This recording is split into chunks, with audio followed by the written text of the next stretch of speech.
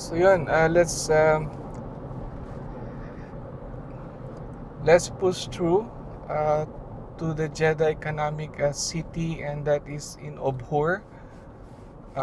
Tignan natin yung Jeddah Tower, kung ano na yung progress. So nandito na tayo sa southern side of Jeddah. There's a bit of a distance to the city center.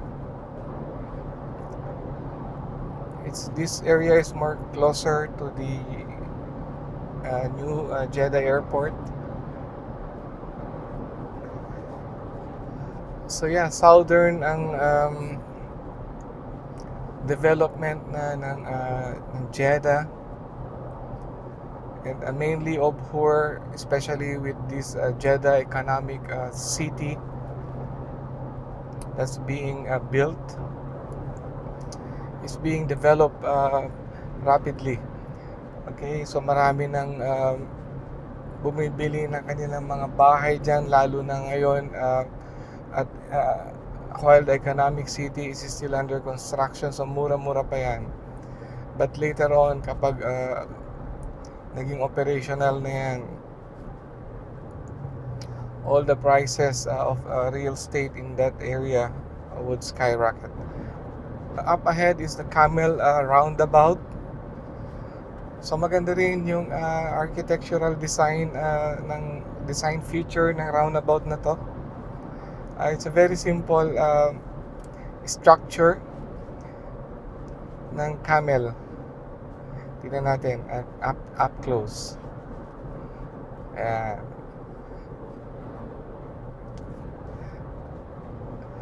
So talagang prominent yung kanyang humpback, camel humpback. Yeah. This structure or this art is not continuing. Kung makikita ninyo, may breaks yan. But you can see from afar, it resembles a camel. Yan. So maganda yung pagkakagawa ng art na yan. Okay, so tayo. Go to Obhur North. Now on the right, so that is the Jeddah Tower.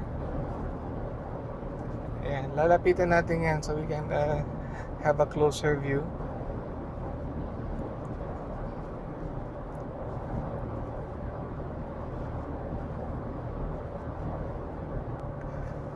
So this area on the right side is where the Jeddah Economic City, which is being constructed now and will soon to rise. Yan. So laking area po niyan. I believe if my research is correct, it's around 520,000 square meters. So it's a very, very big area. And of course, yung centerpiece of the Jeddah Economic City would be the Jeddah Tower, which is which is rumored or planned to be 1 kilometer high. So yan, 1 kilometer, which is 1,000 meters basically. So yan, nilalapitan na natin.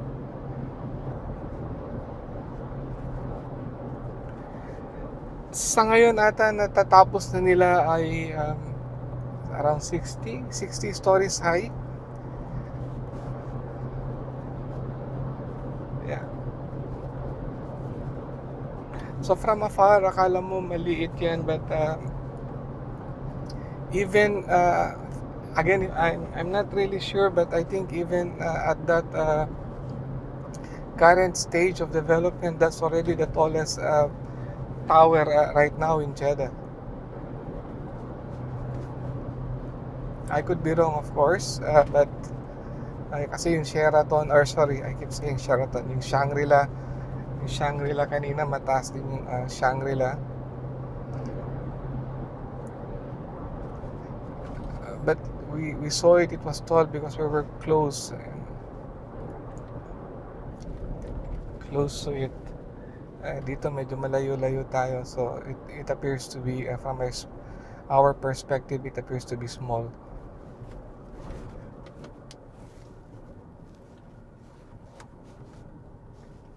Ayan, no? So this is the signage to the Jeddah Economic City.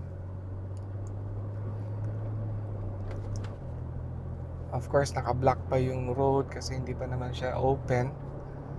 Uh,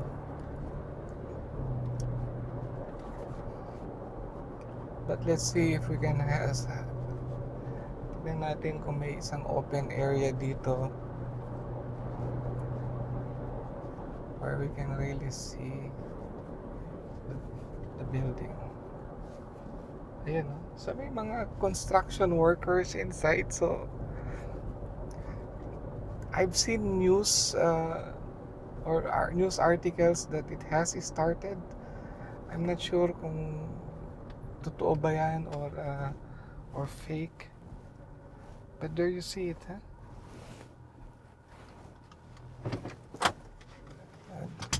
There you see it. That's the Jeddah Tower. Go back.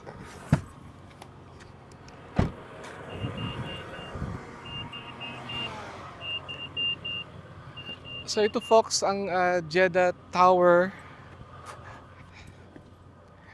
This is soon to be, at least it's planned soon to be the tallest tower in the world at 1,000 meters.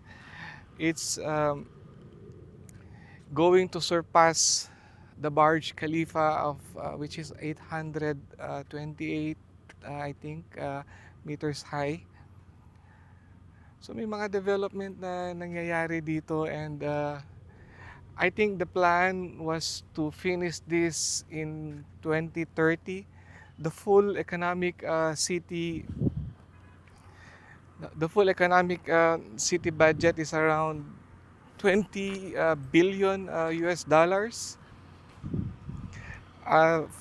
For the tower itself, I believe it's 1.2 billion US dollars.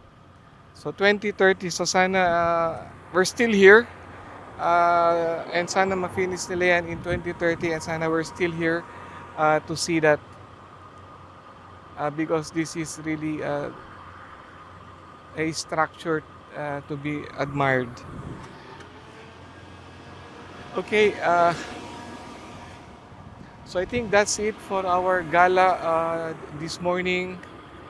I would like to end this episode dito sa harap ng soon to be tallest building in the world, 1,000 meters, Jeddah Tower, $1.2 billion cost in the Jeddah Economic City. So see you folks, and I hope you keep safe and stay safe. All right, bye. Thank you.